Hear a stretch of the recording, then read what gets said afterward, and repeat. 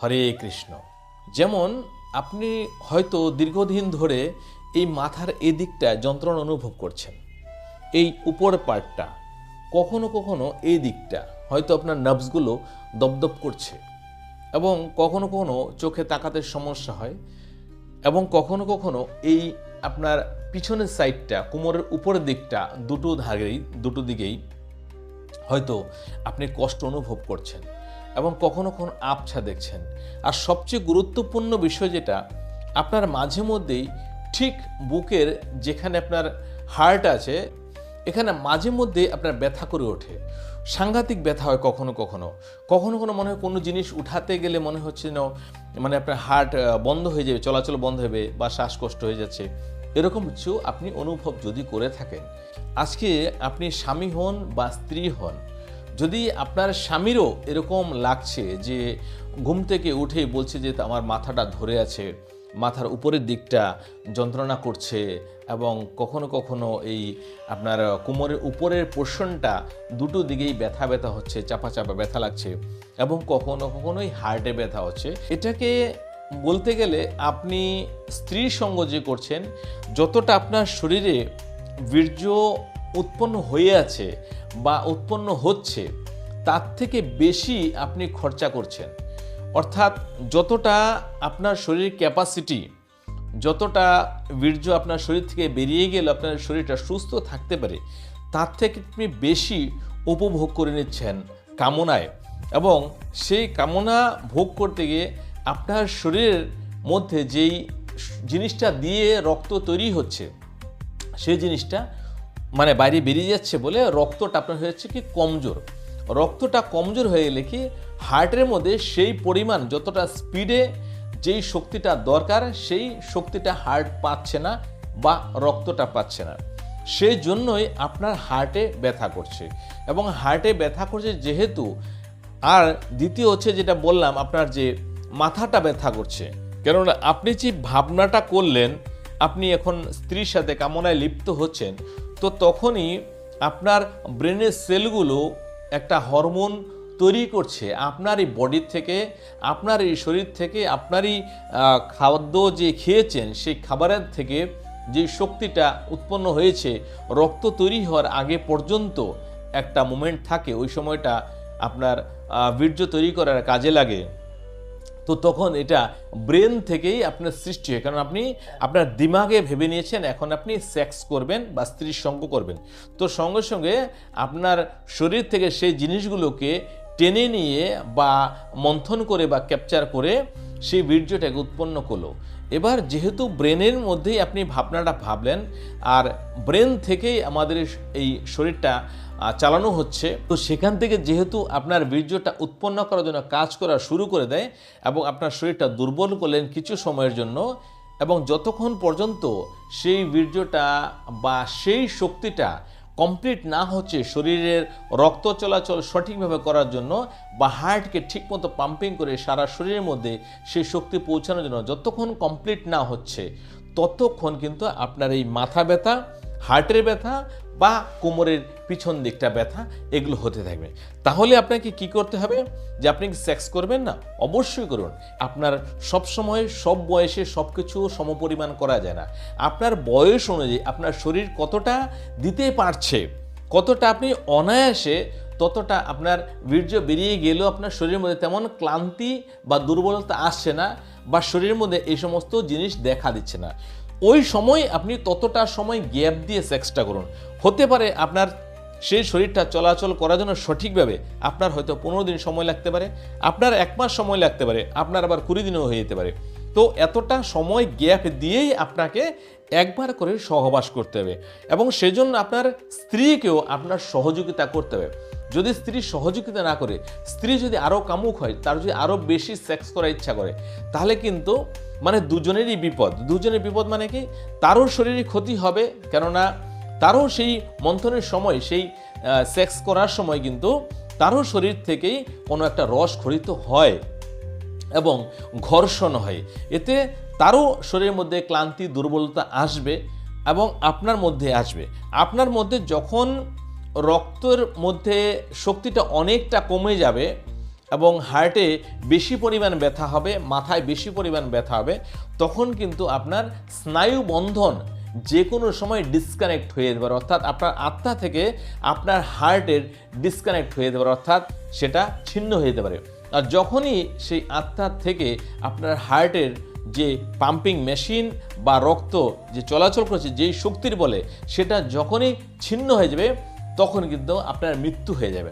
অর্থাৎ যে কামনা উপভোগ করে আপনার কিন্তু মৃত্যু হতে পারে যে কোনো সময়ে। অনেক সময় দেখবেন অনেক পুরুষেরা জীবন এমন করেছে, স্ত্রীকে খুশ করতে গিয়ে রাতেবেলা একবার দুবারও সেক্স করলেন, কিন্তু তার শরীর দিচ্ছে না, কিন্তু কি করবে, স্ত্রীকে সন্তুষ্ট করার জন্য, ওর চামড়াকে আরাম দেওয়ার জন্য বারে বারে সেক্স করে তার শরীর থেকে বীর্যকে ক্ষরণ করা হয়েছে। তারপর একটা সময় আসলো যা স্নায়ুবন্ধন ছেড়ে গিয়েছে এবং তখনই সে রাতের মধ্যেই বিছানার মধ্যে পড়ে মরে আছে, সে বলতেও পারলো না এবং তার স্ত্রী জানতে পারলো না যে সে কী করে বা কেন মারা গেল। হ্যাঁ, শুধু একটু বলেছিল আমার বুকটা ব্যথা করছে, কিন্তু বুকটা যে ব্যথা করছে, বুকটা কোথায়? এটা তো হার্টটা চলাচল করছে রক্তের বলে। রক্তের মধ্যে সেই শক্তিটা যখন শেষ হয়ে যায় বা কমে যায়, তখন কিন্তু দেহের মধ্যে যে আত্মাটা আপনার আছে সে কিন্তু দেখছে যে না, এর শরীরের মধ্যে আর সেই শক্তি নাই, অর্থাৎ বীর্য আর রক্ত এই দুটো জিনিস যখন কমজোর পড়ে যায় বা নাশ হয়ে যায় বা বিনাশ হয়ে যায়, তখনই পুরুষের বা নারীর মৃত্যু হয়। তো সেজন্য যদি আপনি দীর্ঘায়ু হতে চান, কিছুদিন ভালোভাবে বাঁচতে চান, নিরোগ হয়ে বাঁচতে চান, তাহলে একটু হলেও এই কামনাকে উপভোগ করা কম করে দিন, আপনি ভালো থাকবেন। আমার কথাটা শুনুন, আপনি আমার কথা বিশ্বাস করে নিন, আপনি না হয় পরীক্ষা করেন আমি যে কথাগুলো বললাম এর মধ্যে একটা কথা আপনি ভুল প্রমাণ করতে পারেন, তাহলে আমার নামটা পাল্টে দেবেন। দ্বিতীয় হচ্ছে, আপনি এবার ভাবতে পারেন যে কামনাকে কি করে আমি কন্ট্রোল করব, সেক্সকে কি করে কন্ট্রোল করব। তাহলে আপনাকে আমি এই গোপন কথাটা বলবো, তাহলে আপনি কিন্তু এই ভিডিওটা কাউকে শেয়ার করতেন, শুধু আপনার মধ্যেই সীমিত থাকতে হবে এবং আপনি জানবেন, আপনি এটাকে এক্সপেরিয়েন্স করবেন। দেখুন, আপনি যখনই এই কামনাকে উপভোগ করবেন, তার মানে হচ্ছে এই কামনা মানে হচ্ছে নরকের দরজা, অর্থাৎ আপনাকে আবার জন্ম নিতে হবে, আপনাকে আবার সেই যোনির মধ্যে যেতে হবে কোনো না কোনো রূপে, সে মানুষ হোক, গরু হোক, ছাগল হোক, পশু পাখি হোক, যে কোনো রূপে আপনাকে আবার জন্ম নিতে হবে যদি আপনি যোনির লোভে থাকেন। অর্থাৎ আমরা যে পুরুষরা যোনি ছাড়া বাঁচতে পারি না, এটা কিন্তু দেখা যাচ্ছে কলিযুগের মধ্যে। মানুষ খেয়ে থাকুক না খেয়ে থাকুক, কিন্তু কামনা বা সেক্সকে উপভোগ করতে চাই, মনে হয় এটাই স্বর্গের দ্বার, কিন্তু এটা স্বর্গের দ্বার না, এটা হচ্ছে নরকের দ্বার। কেননা যখন আপনার জন্ম হবে, যখন আপনি ছোট থাকবেন, তখন কিন্তু হয়তো জ্ঞান হওয়ার পরে আপনি ভুলে যাবেন, কিন্তু আপনি দেখেন যেখান দিয়ে মূত্র এবং রক্ত বেরোচ্ছে এবং স্রাব ধাতু এই সমস্ত বের হয়, সেইখানকার গন্ধটা একটু অনুভব করে আপনি দেখবেন কতক্ষণ আপনি সেখানে নাক দিয়ে রাখতে পারবেন বা কতক্ষণ আপনি শুকতে পারবেন। এইখানে কিন্তু আপনাকে গর্ভের মধ্যে 10 মাস থাকতে হবে। সেখান থেকে আপনি বেরোবেন, তখন কিন্তু আপনাকে কেউ ধরবে, সেও অশুদ্ধ হয়ে যাবে। অর্থাৎ আপনার সারা গায়ের মধ্যে বীর্য লাগানো থাকবে, রক্ত মলমূত্র এর মধ্যে থাকবেন। এর মধ্যে আপনি যদি মনে করেন এর থেকে মুক্তি হতে চান, তাছাড়া আপনি দেখুন গর্ভ যে আপনার কেমন নারীর ঘরে হবে সেটারও কোনো গ্যারেন্টি নেই। এখন আপনি উপভোগ করছেন, হয়তো আপনার স্ত্রী দেখতে খুবই সুন্দর, কিন্তু এমনও হতে পারে আপনার কর্মদেশে এমন এক নারীর গর্ভেতে জন্মালেন যে যেমনই হোক, যে সমাজের থেকে আপনার পছন্দ হচ্ছে না, কিন্তু তারপরে তেমন গর্ভের মধ্যে আপনার আসতে হবে। সে যে কোনো জনির হতে পারে, মানুষ, গরু, কুকুর, ছাগল হতে পারে, কিন্তু জন্ম কিন্তু সেই রক্ত আর বীর্যতেই হবে। এবং রক্ত বীর্যতে যেহেতু জন্ম হবে আপনার, তাহলে আপনাকে কিন্তু সেই রক্ত বীর্যের মধ্যেই জন্মের আগে পর্যন্ত থাকতে হবে। তখন সেখানের গন্ধটা অনুভব করুন এবং সেখানে থাকার যন্ত্রণাটা অনুভব করুন একটু। যদি সেই যন্ত্রণাটাকে আপনি আর দ্বিতীয়বার নিতে চাচ্ছেন না এবং আপনি ভগবানের কাছে যেতে চান এবং আপনি এই যোনি লোভ না করেন, তাহলে কিন্তু আপনি পারবেন সেক্সকে কন্ট্রোল করতে। কেননা এই কাম কখনোই কাউকে স্বর্গে নিয়ে যেতে পারেনি, কাউকেই উন্নত করাতে পারেনি। যেই পুরুষ এই কামের চক্করে পড়েছে বা যোনির চক্করে পড়েছে, সে কিন্তু অকালে মারা গিয়েছে এবং তার স্ত্রী বিধবা হয়েছে। এবার আপনি স্ত্রী হতে পারেন, পুরুষ হতে পারেন, যদি আপনার স্বামীকে আপনি দীর্ঘদিন বাঁচতে দেখতে চান, তাহলে তাকে আপনি অন্যভাবে আদর করুন, যত্ন করুন, সেবা করুন, যেন কামনাটা তার মনে একটু হলেও কমে। তাহলে আপনার স্বামী দীর্ঘায়ু হবেন এবং অনেকদিন বাঁচবেন, আপনিও সধবা জীবন কাটাতে পারবেন। তাছাড়া আপনি এই জিনিসকে আপনি একবার ফিক্স করে দেখবেন যে পরদিন আপনার মনের মধ্যে আবার লিপ্সা জন্মাচ্ছে। কিন্তু যখন আপনি জানবেন যে এটাতে আমার স্বামীর মৃত্যু হতে পারে যে কোনো সময় যদি আমি তাকে কমজোর করে দিই, তাহলে কিন্তু তারপর কিন্তু আর আপনি কোনোদিন পাবেন না। যদি আপনি সত্যি সত্যি প্রতিব্রতা নারী থাকেন। আর যদি মনে করেন যে না, স্বামী মরে গেলে আমি আরও 10 জায়গায় মুখ মারতে পারবো, তাহলে তো কোনো ব্যাপারই না। কিন্তু সেটাতেও আপনি নরকে আবার স্থান পাবেন, আপনাকে সেই কর্মের বল ভুগতে হবে। অর্থাৎ যদি বেঁচে থাকে, যদি আপনি অনেকটা সময় লং নিয়েও যদি আপনি অনেকটা সময় গ্যাপ করেও তার সাথে আপনি কামনাতে লিপ্ত হন, সেক্স করেন, তাহলে আপনার স্বামী তো কমসে কম বেঁচে থাকবে।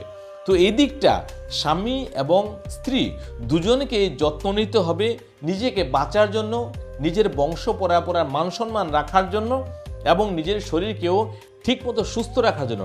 এবার স্ত্রী বলল আর রাতে স্বামী 3 বেলা সেক্স করলো, আর দেখো সকাল থেকে মাথা ব্যথাতে বিছানা থেকে বেচারা উঠতে পারছে না, কখনো গা হাত পা ব্যথা করছে, কখনো বুকে ব্যথা করছে, কখনো কোমরে ব্যথা করছে, চোখে ঘোলাঘোলা দেখছে এবং কখনো গায়ে ওর ঝাঁকা মারছে, কাঁপুনি লাগছে, মনে হচ্ছে জ্বর চলে আসবে। তো এগুলো যদি এরকম হয় তাহলে তো পরিবারটা কি করে চলবে? এবং স্ত্রীও বলছে, কেন সেও 2-3 বার তো ঘষাঘষি করেছে, তারও শরীরের মধ্যে কিছু না কিছু একটু ক্ষয় হয়েছে, তো তারও শরীরটা দুর্বল লাগবে, যেখানে সেখানে বসে সে ঘুমিয়েও পড়তে পারে। তাহলে নিজেকে যদি বাঁচাতে চান, সুস্থ হয়ে থাকতে চান, একটু এই কামনা থেকে দূরে থাকুন, তাতে আপনার শরীর ভালো থাকবে। এবং চেষ্টা করুন একটু ঠান্ডা খাবার, বা আপনি একটু যদি আমিষটা একটু কম খেতে পারেন, তাহলে আপনার এই কামনা বাসনাটা একটু কমবে মন থেকে। কিংবা আপনি হরিনাম করুন, যদি আপনি হরে কৃষ্ণ মহামন্ত্রটা জপ করতে থাকেন, অটোমেটিক দেখবেন আপনার ধীরে ধীরে কামঙ্গ শান্ত হয়েছে। কেন এই নামের এই শক্তিটা আছে, এটা আপনি প্রমাণ করতে পারেন, আমি অলরেডি করে নিয়েছি। হরে কৃষ্ণ, হরে কৃষ্ণ।